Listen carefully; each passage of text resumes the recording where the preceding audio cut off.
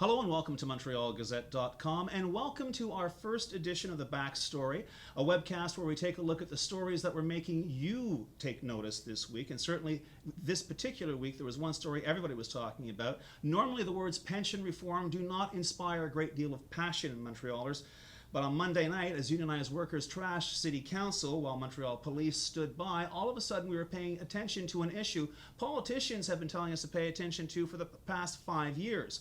The fact of the matter is, provincial government's trying to pass Bill 3, a law that would reform pension plans for municipal employees. Municipal employees say they are throwing due process and collective bargaining out the window by adopting that law, and that they will do everything they can to stop it, even going to court to challenge it. So where does that leave us, the taxpayer? Well, Allison Haynes is editorial writer for the Montreal Gazette. She's been covering this story from day one, and she joins us now. Welcome to the webcast. Thank you for having me. So right off the bat, the unions are saying the fix is in, that this is just a farce, this is just a game, the law is going to go through as is. But even if it is, does anybody really have any choice at this point? Well, I think the fact that there's a $3.9 billion pension deficit speaks for itself. This has been going on a long time, and the Premier has made clear that it's no longer time to sweep this under the rug and move it forward. So there has to be some kind of solution before pension plans become unsustainable and fail in the future, and because of the increasing number of tax dollars that they're eating up. I think in the last city budget, the amount we're paying to pension obligations is greater than the amount we're spending on public transit in Montreal. So, okay, that's fine, and I seem to recall that between debt service and covering pension deficits, it works out to about 25 cents on every dollar Montreal taxpayers pay, and that's out of a $5 billion budget. But the lines have been drawn. I don't understand how, on the one hand, they say they want to negotiate. I don't see how anybody can back down. If the unions back down, that's it. It's going to be open season on a lot of other things, not just their behind the guise of saying this is to reduce the deficit and Quebec's finances that have to be put in order. But on the other hand, I don't see how the government can back down, especially in the light of Monday's events, because if they back down one molecule, it'll look as if they're caving in to what we saw on Monday night. Well, I think this is also one of the first tests of the Couillard government and their plans at fixing Quebec's fiscal situation, and it obviously is going to be a very tense and contentious test of that. We know that historically the last Liberal government of Jean Charest in 2003 promised to re-engineer the state, and after about a year they backed down and said, nah, there was a lot of opposition from the unions and they didn't do it. But fast forward 10 years, we have the Couillard government that's committed to fiscal reform, and this is one piece of a very complicated puzzle.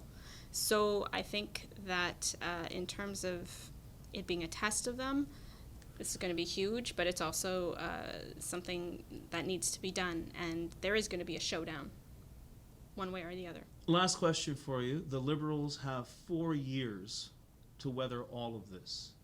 The window for the unions may be a lot smaller, but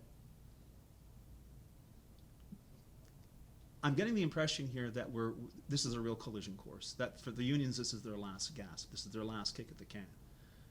Are you getting that feeling as well, or are you just the whole thing, the way the head of the Police Brotherhood was speaking this week, already dismissing the exercise out of hand, and saying that basically that the fix is in.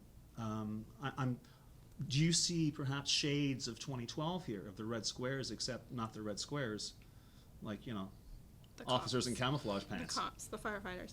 I would hope that we're not headed down this road. I would say that public opinion is not crystallized yet.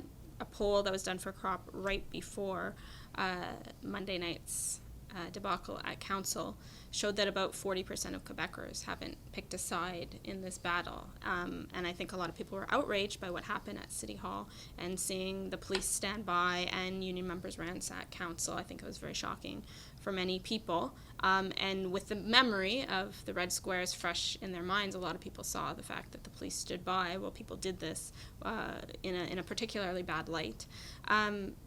So social upheaval could happen. We know the unions have a history of pushing back very forcefully when they don't like what the government's doing, and we've seen historically a lot of governments have backed down.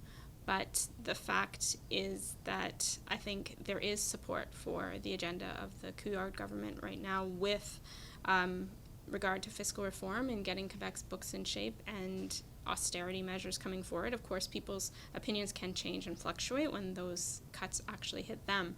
But I think in this one, it almost made it easier what happened at Montreal City Hall on Monday night for the government to say, look, we're dealing with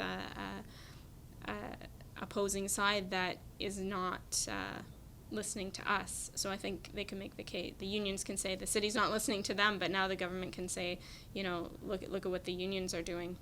It's going to be a very interesting 4 years. Oh, yes. I'm guessing. Allison Haynes, Gazette editorial writer, thank you so much for taking the time to speak with us. I want to thank everyone out there who took the time to watch the backstory. Stay with us at MontrealGazette.com and have yourselves a great weekend.